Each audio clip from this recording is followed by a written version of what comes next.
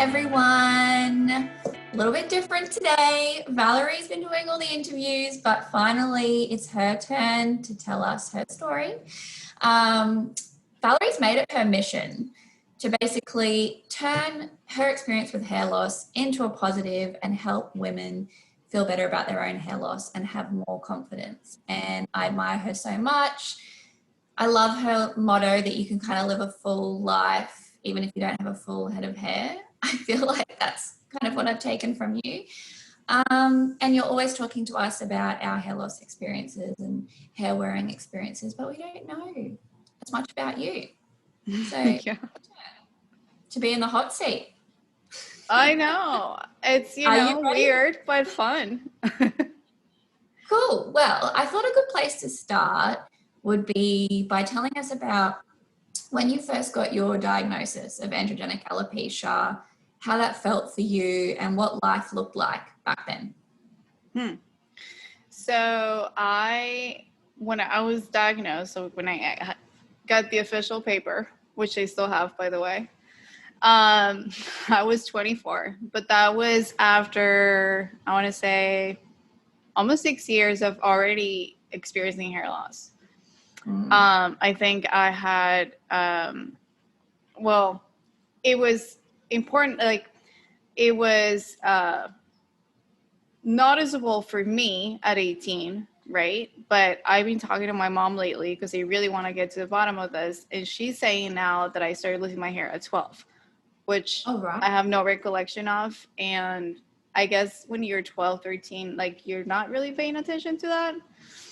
And then around 16, I had my first boyfriend and my mom was like, well, you fell in love and you forgot about it, which she's about right. So, I didn't know. And so I remember at 18, like realizing like, holy shit, this is a problem. But then I want to say like 19, 20, I was in a relationship that was really bad. It was terrible. And I was really stressed out. So I thought, and I was also going through a lot of changes. I moved from Miami to Seattle by myself, kind of like escaping this relationship. It was, I don't need to tell you the whole story, but it was kind of like a domestic violence scenario. And I was like fleeing, right? Escaping from this person. And so a lot of stress, right? That I thought, well, I'm losing my hair because of this. And so I really didn't think much of it.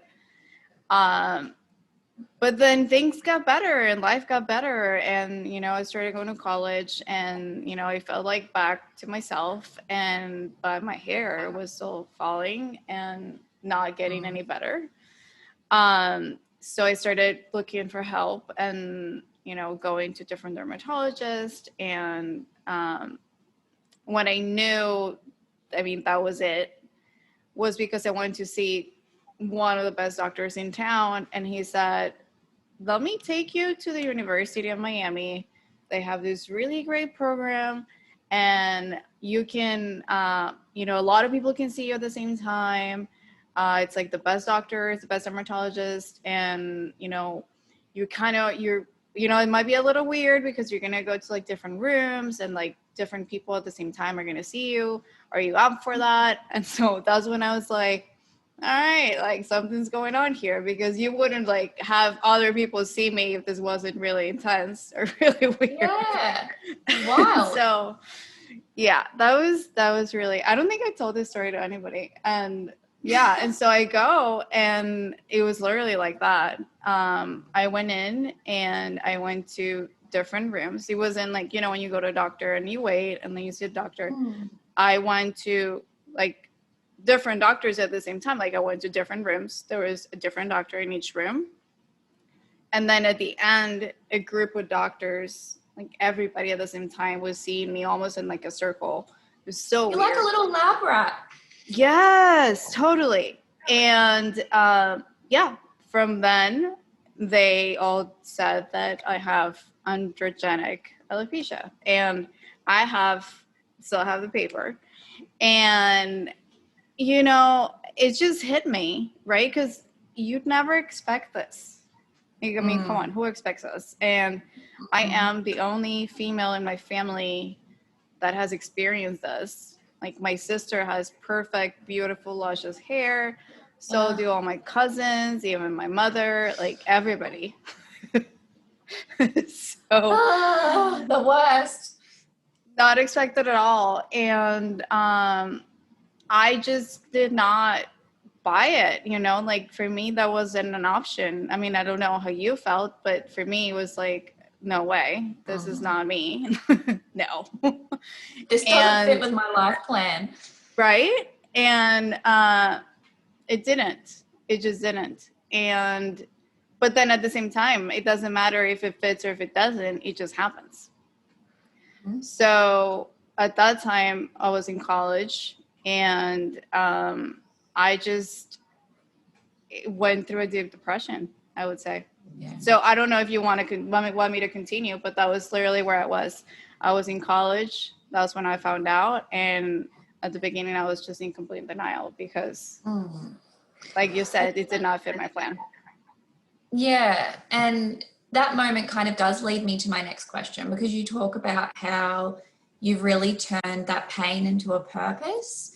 And I'm wondering if there's something that stands out in your mind as a moment where you thought, okay, yes, this sucks, but I'm going to turn this into something positive. And it may have been a fair while after that, but I'm curious to know about that moment.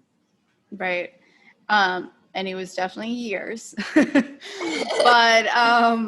But yeah, so after that, what came with that was a huge, like big depression. And I was in college, and I ended up going to college in like in the other side of the country from where I live now.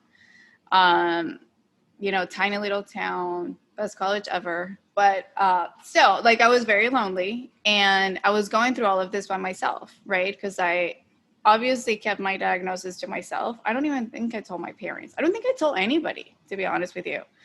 Right. Yeah, so I kept it to myself, and like my college life wasn't good. Like, you know, people have great memories about college. My college memories are me wearing a beanie, taking drugs. Well, I mean, not drugs isn't, you know, recreational, but like for depression. Yeah, because I was super depressed.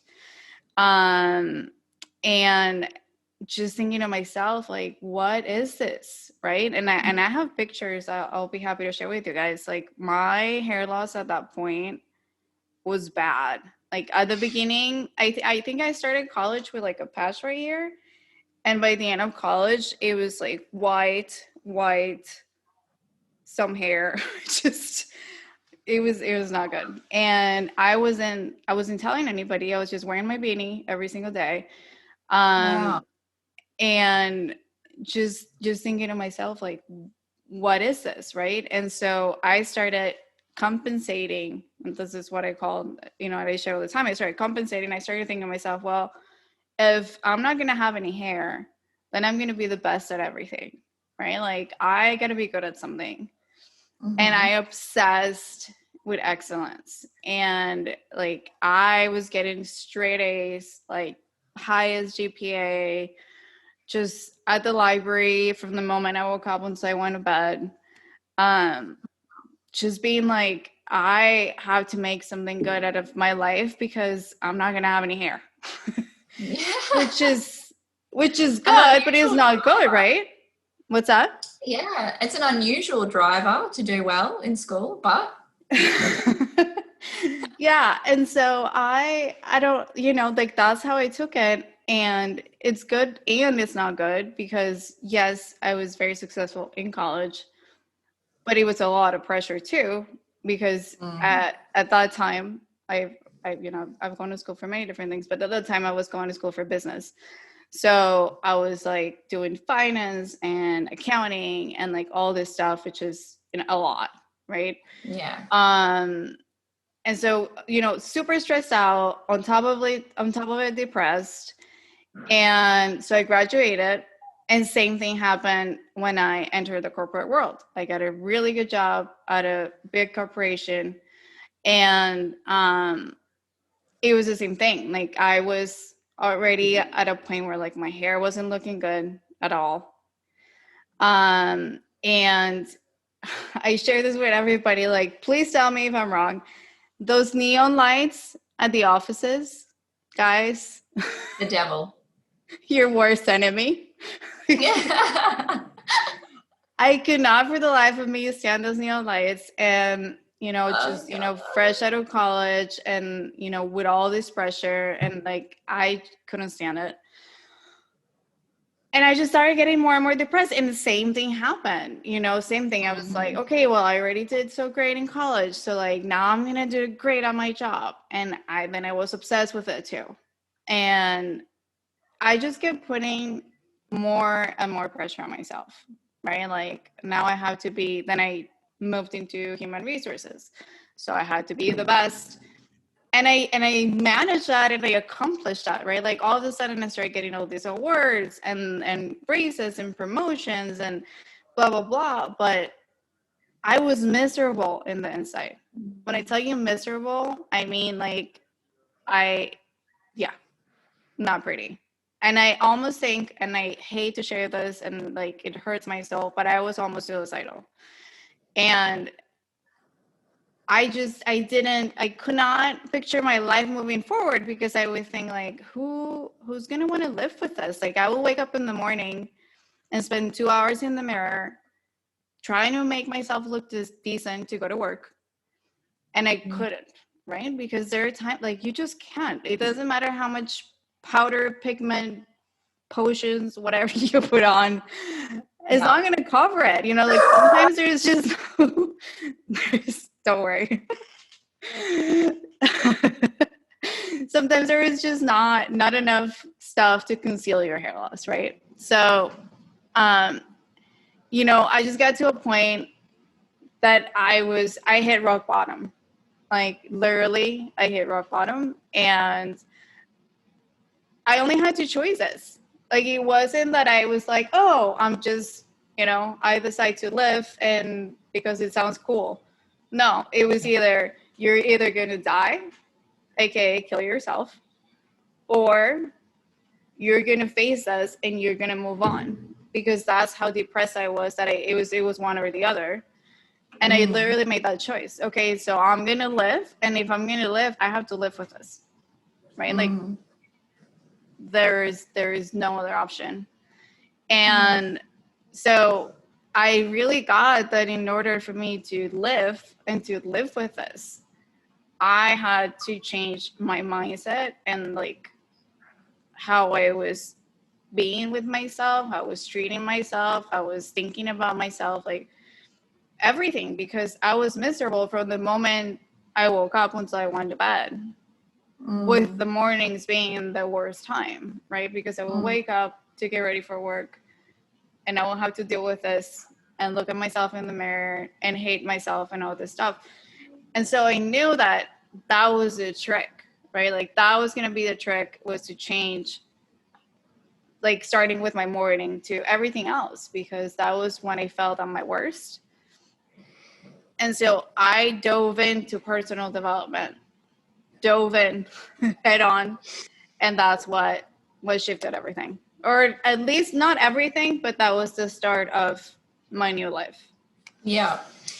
Well, I want to ask you about your professional connection and hair loss connection, but I just thought, because you were talking about, you know, being really depressed and suicidal thoughts, it's probably just a really good time to remind people that if that resonated with you or triggered anything for you, like, you should definitely reach out to your local crisis support. And maybe there's some numbers you can put up in this chat at the end, or however you work that magic technology that you're so fond of. But yeah, professionally speaking, how has your professional life or the training that you've done since then collided with your mission for helping women feel better about their hair loss, essentially? Right. So interesting. So that's when it all started. So when I started my job finally in human resources, so like I feel like all of this, it's almost like I've been preparing for this my whole life, right? So then I moved into human resources, and you know, just because I was doing so well, then I quickly ended up supporting like the highest levels of the company, which were vice presidents and executives. And when, when you're at that level, they always require extra support, and it's more from the coaching side, right? Like they want, people to support them with their personal life, because they really got it. They're perfectly aligned with how they're performing in their jobs, but they're really high stress level jobs, and there's so much going on that they always need a coach. And so like a lot of big companies hire coaches to support their executives to make sure they continue performing at the level that they're performing. And so I was presented with the opportunity to do a coaching training. This was 2012. It was a 3-day training, and, we were, just learning the basics of coaching. And so I went through the training, and they videotaped us for the whole 3 days. Actually, it was 6 days. So it was 3 days training, and then 3 days like coaching intensive, each other.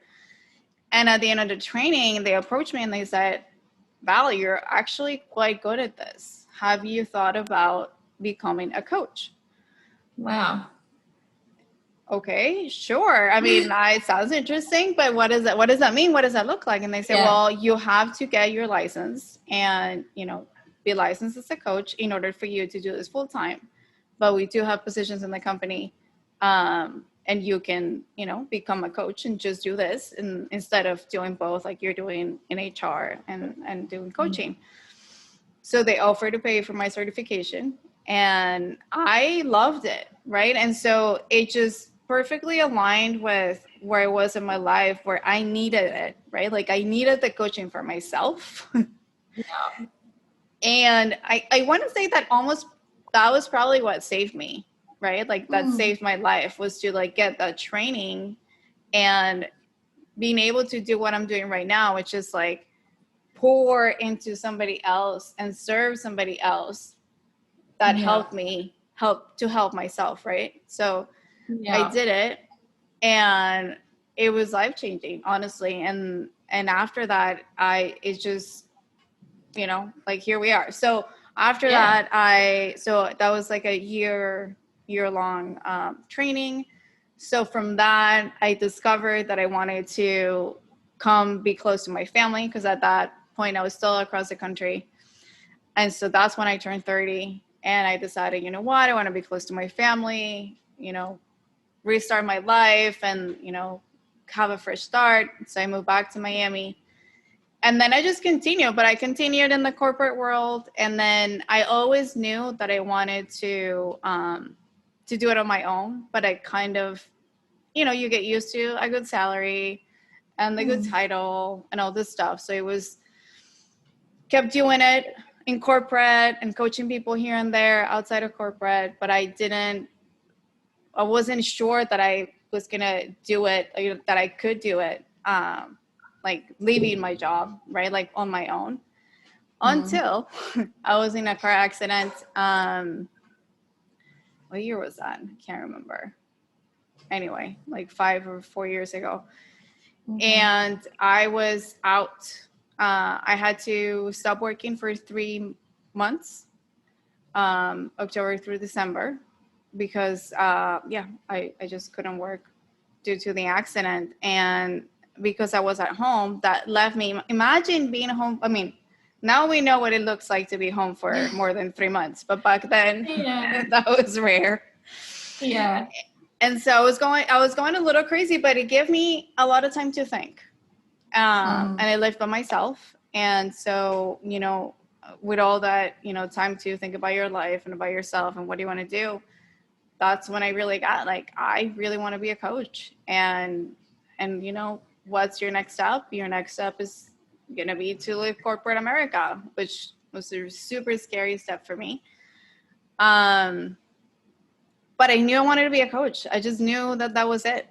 And so instead of going back to work, when, my leave of absence was done, I quit my job and started my coaching practice.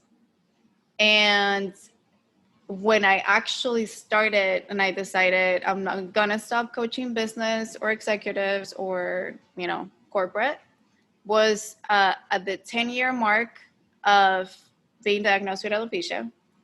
I went Wow. back to the doctor because I thought, it's been 10 years. Somebody already made something, somebody already created something, and I'm missing out. Nope. And yeah, so I was diagnosed again, and that hit me like it was a really painful day all over again 10 years later. You know, already married, already, I don't know, I mean, that was 2 to 3 years ago, so I was 34. um and just being like, oh my god, 10 here we are 10 years later, still the same thing, and it still hurts. Like, Yeah. 10 years later, I still cried my eyes out, came home to my husband, was crying all night, could not take it. And that's when I got like, I need to help this community because this is painful. And there's, I went back to that moment of 10 years ago of getting a paper that says that I have alopecia and people saying, good luck. Yeah. You know, it's awful because there is no guidance, there is no, you know, just you can seek counseling or a coach, or, you know, it's just like, okay, have a nice day, That's and there right. is no help. Yeah, there's no medical solution for the physical side of it. Why are we not offered at least emotional support? And Um, I was in so much pain that I decided, you know what, like, this is my sign. Because I mean, Kelly, I've been thinking about this for years, because I went to so many support groups and I saw so many women as suicidal as I was. And when I had already shifted, I knew that I had to help people, right? But then when you're in these groups, you can't like help other people because then you're promoting yourself and you get kicked out. So, you know, there was all these things that there's red were tape stopping involved. me. Yeah. Yeah, so they were stopping me from doing what I wanted to do. That when that happened, I was like, okay, this is my sign. This is what I want to do. Now I just have to do it. And Yeah. that's it. Okay, well, changing tack a little. You, I know, used to wear like some kind of integration system, and you've recently discovered toppers, which you're obsessed with. Yes. I thought people might be interested in hearing a little bit about how the two options compare. um, wow, they're so different. So I think, okay, where do I even start? So I think a hair system is very convenient if you are someone that does not want to deal with seeing yourself and your hair loss every single day, right? Mm. Because it's rough, right? Yeah. Like, honestly, like, for me, clearly, the emotional piece of hair loss has been way heavier than the look of it, right? So, so like when I started, when I decided to wear hair, it was more for like, I was just done like trying to conceal it. Mm. Because I didn't want to spend 2 hours of my morning every morning, right? Like, I was done with it. And so it was more of a decision of being practical and just being like, okay, I just want to get out the door. I don't want to, you know, have to work on this every single day. Um, and so I was offered this solution, but number one is extremely expensive, right? Mm. Like, I could get like a fabulous wig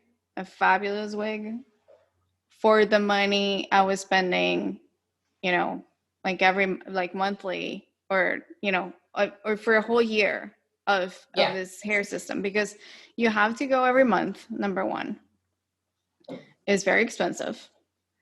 Yes, it is attached to your hair, so it's almost like your hair, right? Because it like you go to sleep with it, you can shower, you can, you know, get in the pool, you can do all the things.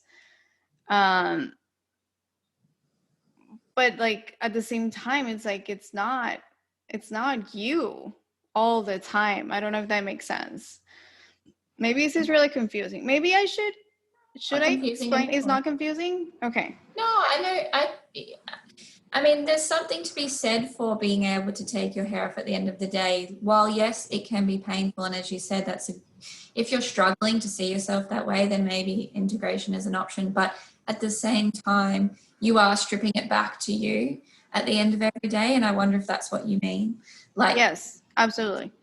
yeah, you have a bit more control over, I guess, your authentic self, even if you feel more Yes. authentic wearing your hair. I know I do, but yeah, it's sort of like there's something constantly attached to you that isn't you.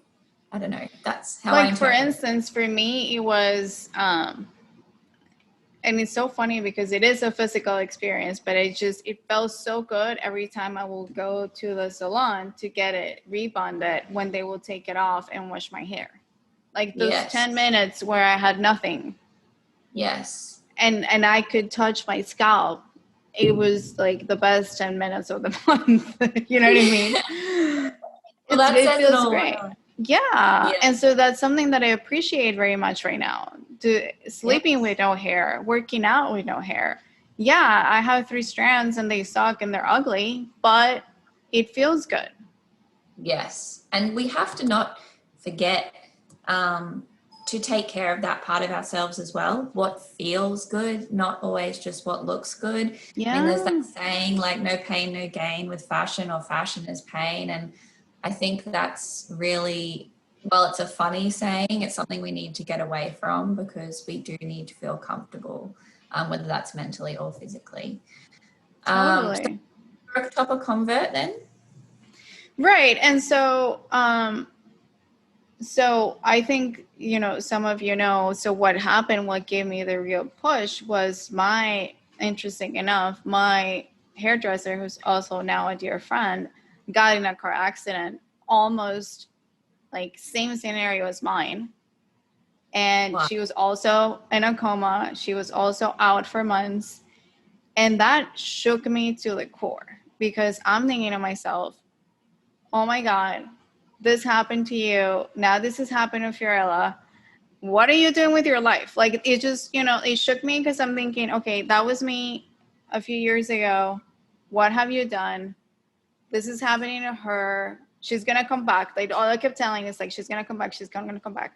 And I kept telling myself, like, don't, because I was thinking like, okay, if she doesn't, because I felt so guilty. I don't know. I had so many thoughts when she was in the hospital. And at the same time, because she used to do my hair, and obviously you have that thought like, oh my God, who's gonna do my hair? I got so angry at myself that I'm like, I just want to rip this thing on my head because I cannot believe I'm thinking about this stupid hair when she's in the hospital. But obviously it's just, the emotions and all the things. And I was just like, I'm done. I'm taking it off. I don't care. I'm taking it off. I'm taking it off. And I did. I think I don't know if I share with you or who to share with, but like I just got in the bathroom with a glass of wine and the spray, and I ripped the shit out of my head. I took it off myself. This is quite a scene, I can imagine. Yeah. And it's on Instagram, actually. I think I have the video on IG. How'd you feel in that moment? It felt great because I knew it was going to be the beginning of something really good. Yeah. Honestly. And it has been so good. It was kind of like the end of an era. It was like a ritual, this is over. I'm free. I don't care. And it actually, yeah, it was amazing. And then I just went on, and you told me what size of cap. I didn't even I sent you a picture. You said get an 8x8. I said, okay. And then I ordered. And here we are. And it's this one. So how lucky am I? So beautiful. So beautiful. I love it. Okay, I have a final question for you because now you've got this boss hair. You're feeling like you're on this really strong path. It's exactly where you're supposed to be. Yeah. 2 from now. Where 2 from now? Gosh, I'm on a mission. And I think everybody can tell. Honestly, I am on a mission to normalize hair loss. I am on a mission on breaking the stigma. I am on a mission to unite everybody. And I think we're already doing that, right? And it's not me, because I'm not going to be able to do this alone. It takes everyone to do this, right? So I'm just rallying the troops, but I really want to break the stigma of hair loss, right? Especially in my community, especially for Hispanic, Latinas, like all my people, you know who you are. We're expected to have luscious hair. Like, let's get real. It's just an expectation. And I know for a lot of women it's the same, but for Latinas it's like it's real. It's real. Yeah. And I am sick and tired of seeing women, you know, depressed and suicidal and feeling less, and I'm done. So I want to fix that. I want to change that. I want to support them. I want to you know, do whatever it takes so that everybody gets to, again, live a full life with hair loss, and so our children don't have to go through this, right? Yeah, well, if we did have a child with hair loss, they'd be very lucky to have parents like us who have already got this shit sorted. Yeah. Because people say that. They say, oh, do you worry if you decide to have children and you have a daughter and she has androgenic alopecia? It's like, who better to have it than my child, who I can knock and hook her up with everything she needs. Yeah, exactly. Oh, thank you so much. That's my mission. Love getting to know you and flipping these roles. And I'm sure everyone's going to be so fun. Your story. I just think, like, reflecting on what we've talked about now, you've had so many big life moments, like your diagnosis, your depression, your car accident, your hairdresser's car accident. Like, all your turning points have been connected to these really major milestones that haven't really been positive experiences, and you've turned them into something really meaningful and really purposeful. And I really believe that he was just prep, like, you know, getting me ready for this. So I wouldn't change it for anything. Awesome. All right. Thank you. We'll chat again soon. Thank you so much for doing this. No This was worries. really fun. I love being on the other side. Oh, you did so All right, good. everyone. Thank you. Thanks.